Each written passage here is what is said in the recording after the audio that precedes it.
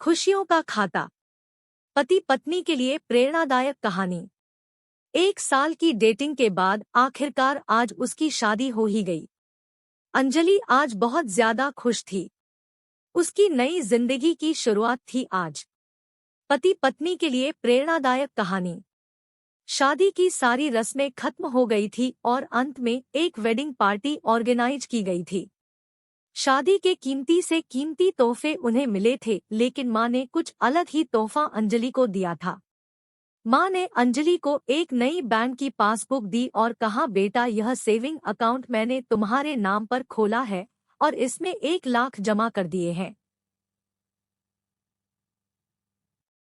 माँ ने आगे कहा, मेरी प्यारी बेटी, इस पासबुक को लो और इसे अपनी शादी की उन खूबसूरत यादों की तरह रखो जो तुम्हें जिंदगी भर याद रहेगी।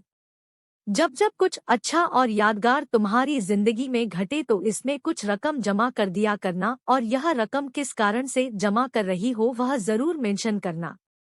जितनी ज्यादा खुशी का दिन होगा उतने ज्यादा पैसे तुम इसमें जमा कर सकती हो। पहली राशि मैंने तुम्हारे लिए जमा कर दी है, अब इसे आगे तुम अपने पति के साथ बढ़ाना। और जब कई सालों बाद तुम इसे देखोगे तो तुम्हें पता चलेगा कि तुमने अपने जीवन में एक दूसरे के साथ कितने खुशी के पल साथ में जिए हैं। अंजलि ने बाद में यह बात अपने पति को भी बताई।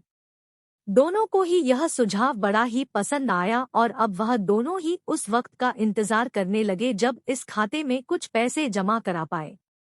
महीनों बाद उनकी पासबुक कुछ इस तरह से दिखने लगी। 19 जनवरी 10,000 शादी के बाद पति का पहला बर्थडे मनाया। 27 फरवरी 20,000 पत्नी को नौकरी मिली। 25 में 20,000 वेकेशन शिमला में। 3 जून 50,000 पत्नी प्रेग्नेंट हुई। 22 जुलाई 40,000 पति को प्रमोशन मिला। और ये सिलसिला आगे बढ़ता रहा। पर जैसे जैसे समय बीतने लगा, साल बढ़ने लगे, दोनों में झगड़े होने लगे। छोटी छोटी बातों पर वे अक्सर एक दूसरे के साथ बहस करते, कभी कभी बिना बात के ही झगड़ा करने लगते। धीरे धीरे दोनों के बीच बातें बंद हो गई। वह दोनों ही अब अपने शादी के फैसले पर पछताने लगे। दोनों को ही ऐसा लगने लगा कि उन्होंने दुनिया के सबसे घटिया इंसान से शादी की है। शायद उनके बीच का वह प्यार कहीं गुम हो गया जो पहले था। एक दिन अंजलि ने अपनी माँ से बात की, माँ, अब हम साथ नहीं रह सकते। हम दोनों ने ही यह फैसला लिया है कि अब तलाक लेकर अलग हो जाए। मुझे समझ में नहीं आ रहा है कि मैंने ऐसे इंसान के साथ शादी करने का फैसला कैसे लिया था। उसकी माँ ने कहा, बिल्कुल, इसमें कोई बड़ी बात नहीं है। तुम वही करो जो तुम्हारा दिल कहता है। अगर तुम दोनों ही साथ नहीं रहना चाहते तो अलग होने में ही भलाई है। लेकिन उससे पहले एक काम करो, तुम्हें वह पासबुक याद है जो मैंने तुम्हें तुम्हारी शादी के दिन दी थी? सबसे पहले उस खाते में जमा सारे पैसे निकालो और उन्हें खर्च कर डालो। तुम्हें ऐसी कमजोर शादी का कोई भी रिकॉर्ड नहीं रखना चाहिए।